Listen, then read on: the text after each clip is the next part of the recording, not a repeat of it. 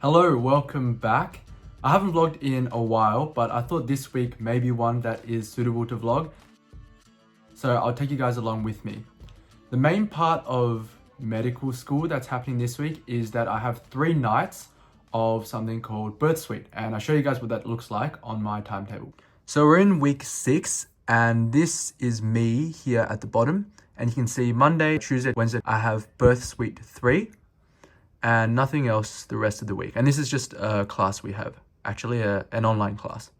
And if you're wondering what time PM Birth Suite 3 is, so Birth Suite 3 is at night between 9:30 PM and 7 AM. So today is Sunday. Tomorrow, Monday, is the first of Birth Suite nights. Tomorrow morning, I am actually going to my old high school, Scotch College, to speak.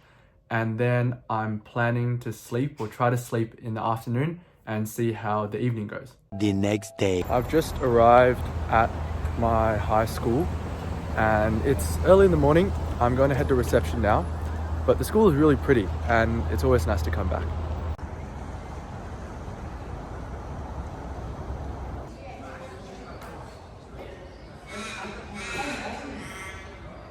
So the talk was for the Scotch College Careers Convention Day, and there were different sessions running at the same time for law, for health sciences, which I was a part of, and arts, and also other areas as well.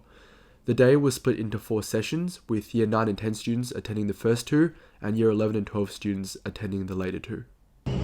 I just finished the morning session, so with the Year 9 and 10 students, and afterwards we'll be speaking with the Year 11 and 12 students. And you can see the oval behind me, beautiful main oval.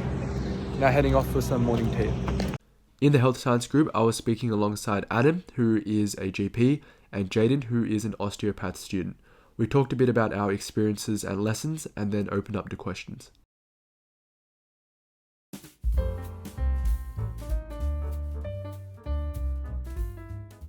I'm in the car now, and Dad's driving me on the way to hospital.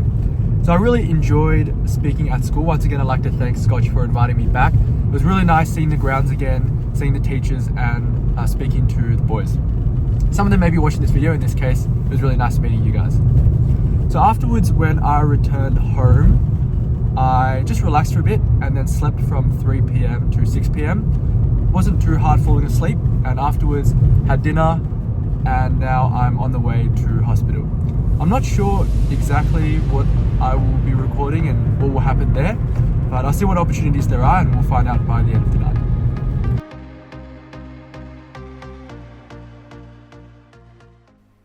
What actually is Birth Suite? You can probably guess from the name, but it's a section of the hospital where women come in if they are in labour or think they are in labour. However, at night, some of the other clinics for pregnant women are closed. So for women who aren't about to give birth, but maybe are worried about their baby's movements or have had high blood pressure at home and are concerned, they also come into Birth Suite at night.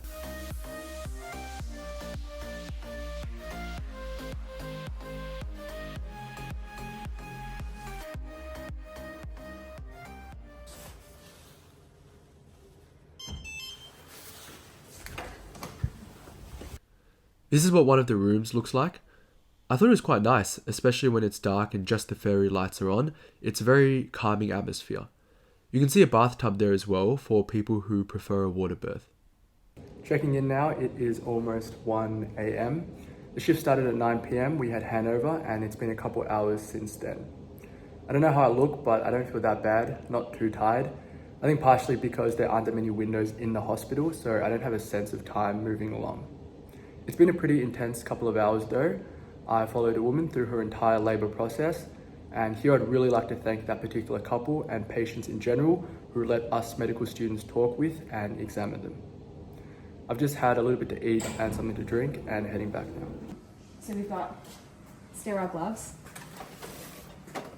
syringes, cannulas, fluid, butterflies, back flushes, and then we've got pathology, staph needles and caps and cannula like buns. And then we have other pathology tubes, sutures. This is obstetric cream for vaginal exams, and then this is lubricant for RDCs, and things like that. Gauze, extra clamps, cotton balls, tape, numbing, lidocaine, amni hooks, and like breaking water equipment. This is your catheter equipment. So you've got your Chlorhex, sterile water, dressing packs, urine bags, and then your Foleys. We've got in and out and Foleys. I find in and out a lot more hard. I like the Foley because it's like a lot more comfortable. It's silicone. And so even if I'm offering an in-out, I'll use this because it's a lot more comfortable. Okay. We've also got IV lines and fluids and cannula packs and any specimen labels and kind of some PPE and things like that. In here we've got our emergency drugs. So Tributaline, we should have 2. There's 3, oh no, there's 2. So these are the Tributaline's the only drug that we're allowed to keep at the bedside at all times because it's emergency medication. Even your scent has to stay in the fridge. Yeah. You only get it when birth is imminent. You've got your internal fetal monitors, CTG belts, CTG paper, stickers for the leg once they have the internal monitor. Okay, yeah. Yeah. So it goes into their vagina and then it applies to their leg and then it connects to the abdominal toco, which monitors the contractions. Okay. So you've got your heart rate internally and contractions still in the tummy. Yep. Thermometer covers, extra birthing packs, and this is kind of like the obs and gynae thing. So you have like gowns and drapes and things like that, procedure trays and packs for suturing, any hemorrhage and things.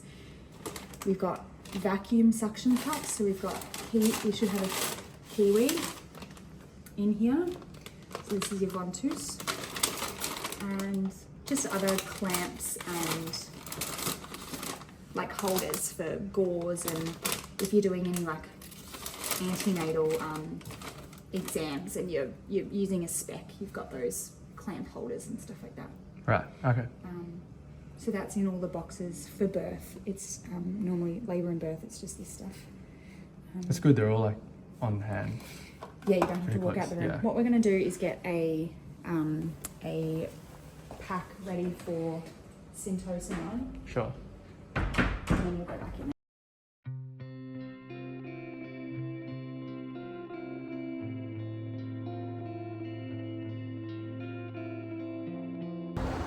On the way home now.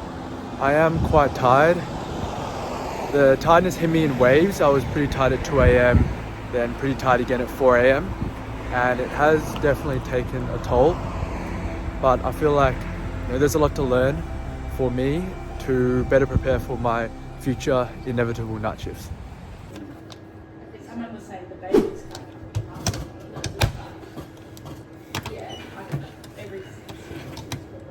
In birth suite, the care is 1-to-1, so 1 patient to 1 midwife. I was paired with 1 midwife on both nights and they were wonderful. There is another session where we shadow the doctors as well. As a student, in addition to assisting anyone in labour, I was able to help set up the CTG monitors, measure blood pressure and take bloods. There were definitely lulls in activities though because of how long the night is and how the women are generally pretty well. Just finished the second night. It went a lot better than the first night. On the first night, one of the midwives said that I looked like I was asleep but still standing. I made some of the changes that I mentioned. I slept more, so I slept from about 8 a.m. till 2 p.m. and then again from 6:30 p.m. to 8 p.m. And I also think that the experience of the first night meant that I knew a lot better how the night was going to go and was able to manage my energy better as well. Tonight, I will be going to a student-run practice session for a physical exam that we have next week. So I'll take you guys with me to that as well.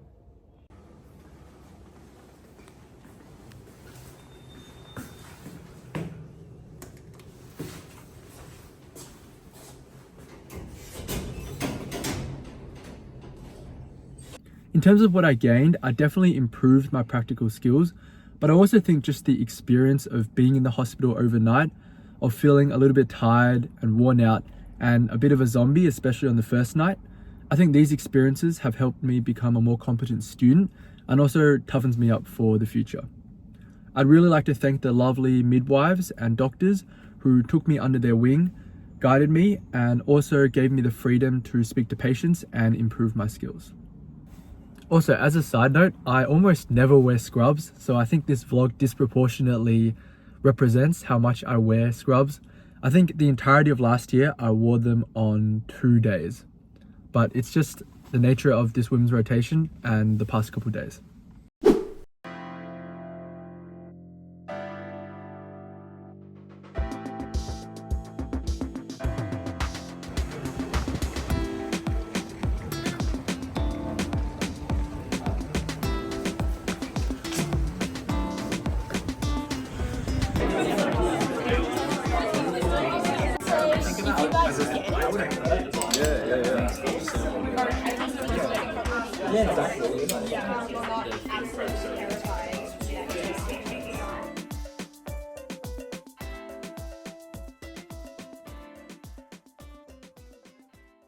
I understand this here for a catheter. Yes.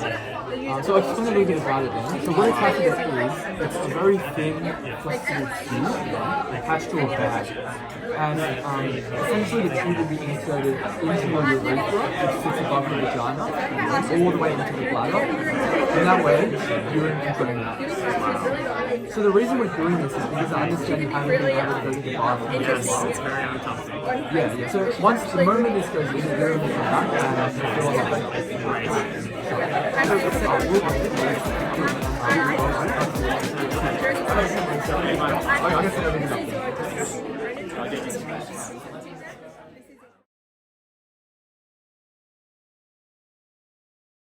Finished the session. It was really useful.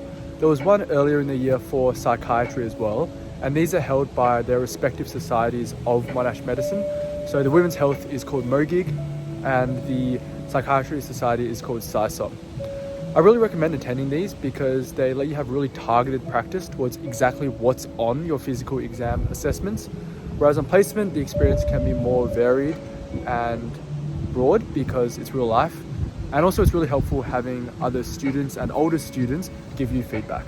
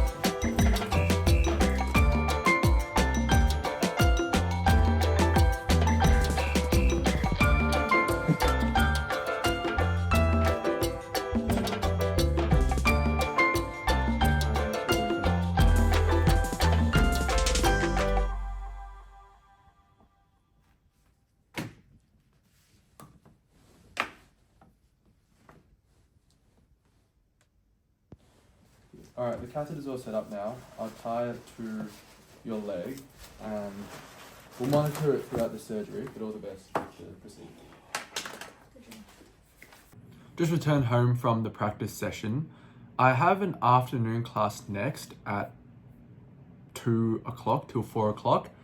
It's called COGS, or Cases in Obstetrics and Gynecology.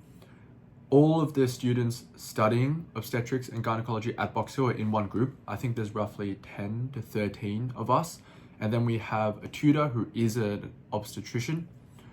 And so we present to each other on different topics. Painless causes of bleeding for the mother, whereas all the other ones can be extremely painful. You might require increased doses and exposure to oxytocin. BMI categories for like the different classes. We go through OSCEs as well with the tutor, and then the tutor gives us feedback. Thank you guys for tuning in to this week's vlog. I hope you found it enjoyable. I'll be heading off to swimming training a bit later tonight, but all the best with your studies and everything you guys get up to outside of school, and I look forward to seeing you all next time.